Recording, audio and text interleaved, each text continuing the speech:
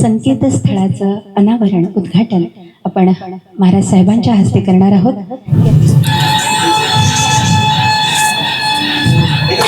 पूर्वी इंटरनेट सुविधा एवढी गतिमान नव्हती, त्यामुळे मागच्या कुठल्याही संमेलनामध्ये संकेतस्थळ निर्माण करण्याचा प्रश्न आलेला नाही। त्यामुळे साताऱ्यात होणाऱ्या आतापर्यंतच्या संमेलनातलं हे पहिलं संमेलन आहे की ज्याचं संकेतस्थळ निर्माण झालेलं आहे। आता 2 दिवसात आपलं संमेलनाचं गीतही येतंय, त्या गीताचा पण विक्रम आहे। यापूर्वीच्या कुठल्याही संमेलनाचं गीत झालेलं नाही, हे पहिलंच गीत आहे। आणि ते गीत ऐकल्यानंतर तुम्हाला ज्यावेळेस ते प्रसारित होईल त्यावेळेस लक्षात येईल की संपूर्ण सातारा जिल्ह्याचं प्रतिबिंब, सातारा शहराचं प्रतिबिंब त्या गीतामध्ये उमटलेलं तुम्हाला दिसेल। पैसे आहेत म्हणून संमेलन यशस्वी होतं असं नाही। संमेलन हे शेवटी येणाऱ्या लोकांमुळे यशस्वी होतं हे लक्षात ठेवा। आणि यंदा जर आपण 4 दिवस, नेहमी 3 दिवसाचं असतं, यंदा आपण 4 दिवस गेले, त्यामुळे नक्कीच पण ती बाजू आम्ही सगळेजण मिळून सांभाळतोय। नक्की त्यात कुठे आम्ही कमी पडणार नाही, आपल्या आशीर्वादाने ते होईलच। पण शेवटी श्रोते म्हणून किंवा त्या ठिकाणी एक साहित्यिक म्हणून आपण सगळ्यांनी तिथे यावं, आपला मित्रपरिवार आणावा, आपले पाहुणे रावळे नातेवाईक आप्तेष्ट यांना सुद्धा जिल्ह्यातनं आपल्याला जिथून जिथून हे करता येईल, ही वातावरण निर्मिती मला वाटतं पुढच्या 15-1 दिवसांमध्ये आपल्या सुद्धा माध्यमातून व्हावी, ही सर्व माझ्या सातारकर बंधू भगिनींना मी विनंती करू इच्छितो।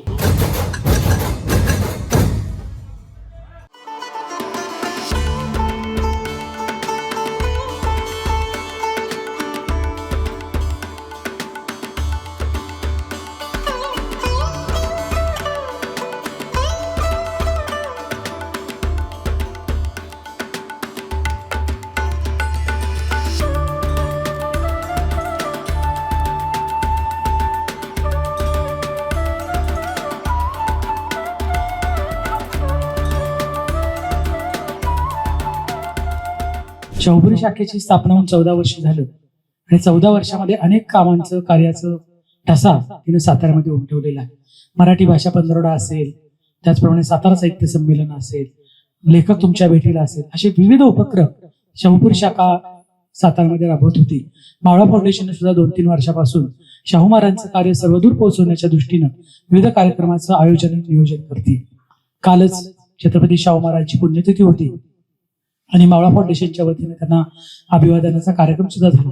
असे विविध कार्यक्रम करत असतानाचे साहित्य संमेलन आपल्याला मिळालं आणि त्याची सर्व तयारी या ठिकाणी चालू आहे।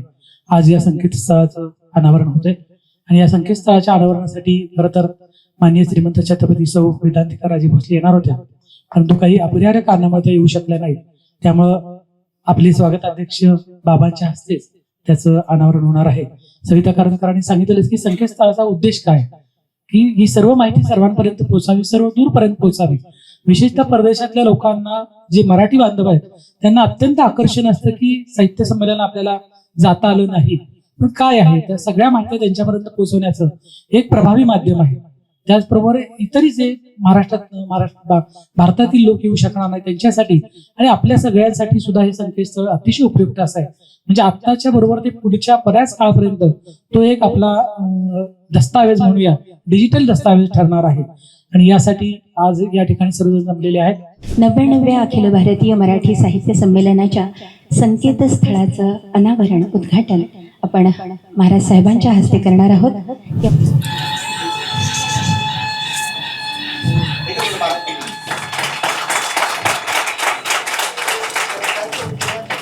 ही जी वेबसाईटची टीम आहे त्या टीमला आज त्यांच्या श्रमांचं सार्थक झालं असं नक्कीच वाटत असेल आणि हे संकेतस्थळ आता आपल्या सर्व साहित्यप्रेमींसाठी खुलं झालेलं आहे। संमेलनाविषयी जी काही माहिती आहे ती आता आपण या संकेतस्थळावर एका बोटाच्या क्लिकवरती आपण जाणून घेऊ शकतो। सर्व मान्यवरांचे मी मनापासून आभार मानते आणि यानंतर कार्यक्रमाच्या पुढच्या भागाकडे आपण वळतो आहोत। साताऱ्यात 199 वर्षामध्ये हे होणारं 4थं संमेलन आहे। आणि पूर्वी इंटरनेट सुविधा एवढी गतिमान नव्हती, त्यामुळे मागच्या कुठल्याही संमेलनामध्ये संकेतस्थळ निर्माण करण्याचा प्रश्न आलेला नाही। त्यामुळे साताऱ्यात होणाऱ्या आतापर्यंतच्या संमेलनातलं हे पहिलं संमेलन आहे की ज्याचं संकेतस्थळ निर्माण झालेलं आहे.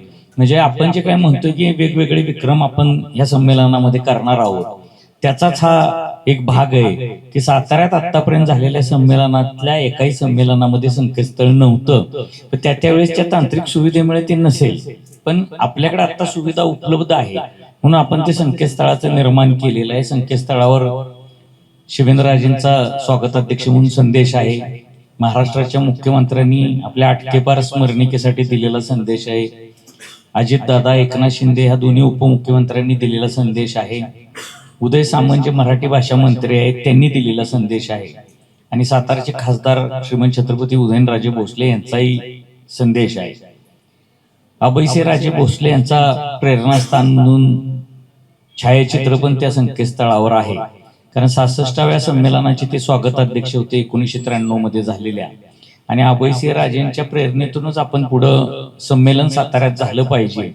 आणि शिवेंद्रराजे अभयसिंहराजेंचा वारसा पुढे चालवण्यासाठी त्यामध्ये येऊ शकतात, अभयसिंहराजेंनी हे काम केल्यामुळं.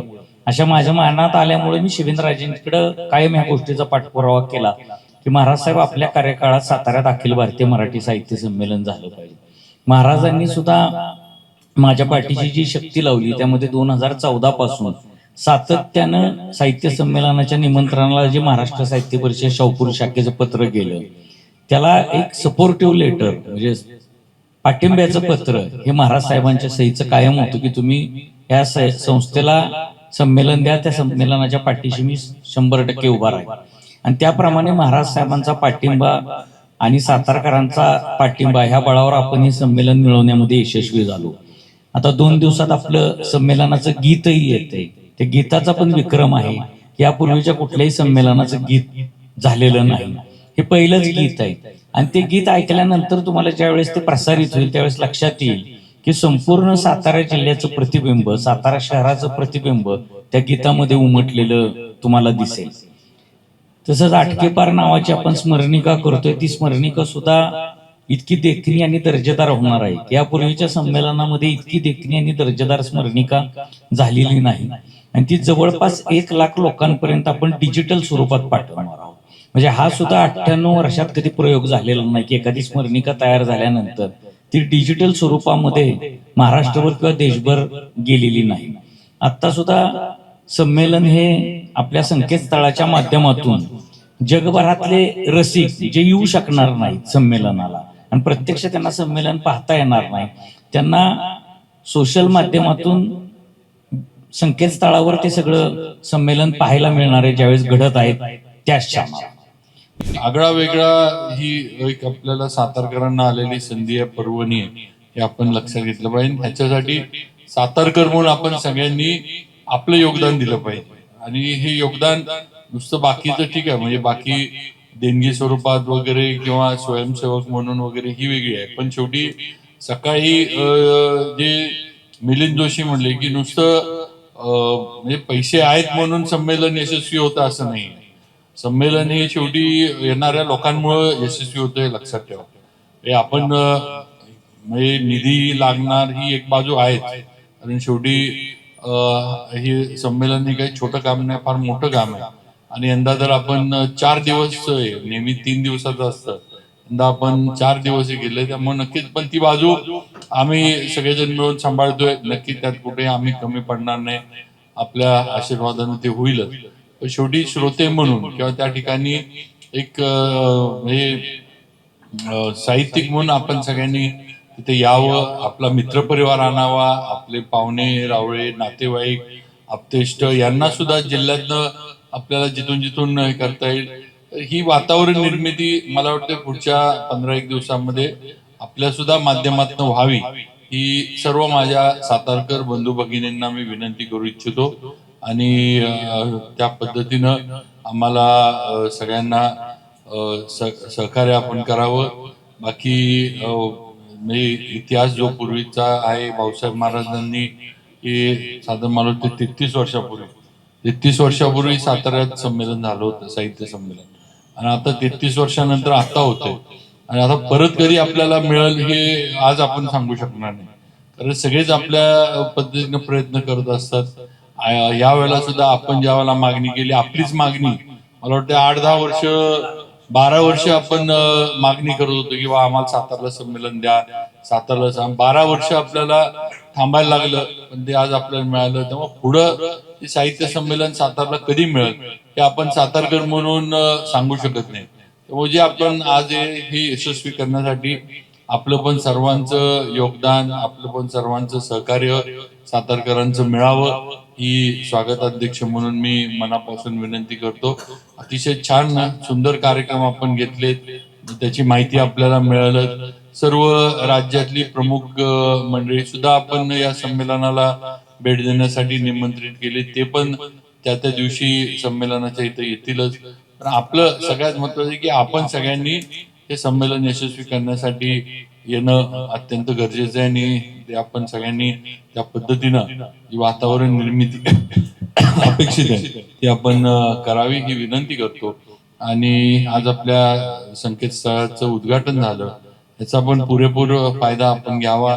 जसं विनोदने सांगितलं की यातनं काही राहून गेलं असेल तर त्याच्या पण आपण सूचना करा, किंवा काही याच्यामध्ये अजून सुधारणा करण्यासाठी गरज असली तर त्या पण आपण करू.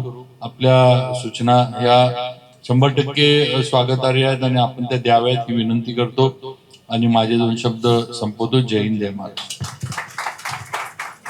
आजचा हा दिवसाचा दुसरा कार्यक्रम आहे. इतक्या व्यस्त वेळापत्रकातही महाराज साहेबांनी दुसऱ्या कार्यक्रमालाही वेळ दिला, त्याबद्दल त्यांचे या ठिकाणी आभार व्यक्त करतो. त्याचप्रमाणे जनता सहकारी बँकेचे चेअरमन अमोलजी मोहिते साहेब या ठिकाणी उपस्थित आहेत. आपण सर्व साहित्यप्रेमी तसेच जनता सहकारी बँकेचे संचालक सर्वजण इथे उपस्थित आहेत. सर्वांचे मनपूर्वक आभार व्यक्त करत कार्यक्रम संपला असं जाहीर करतो. धन्यवाद.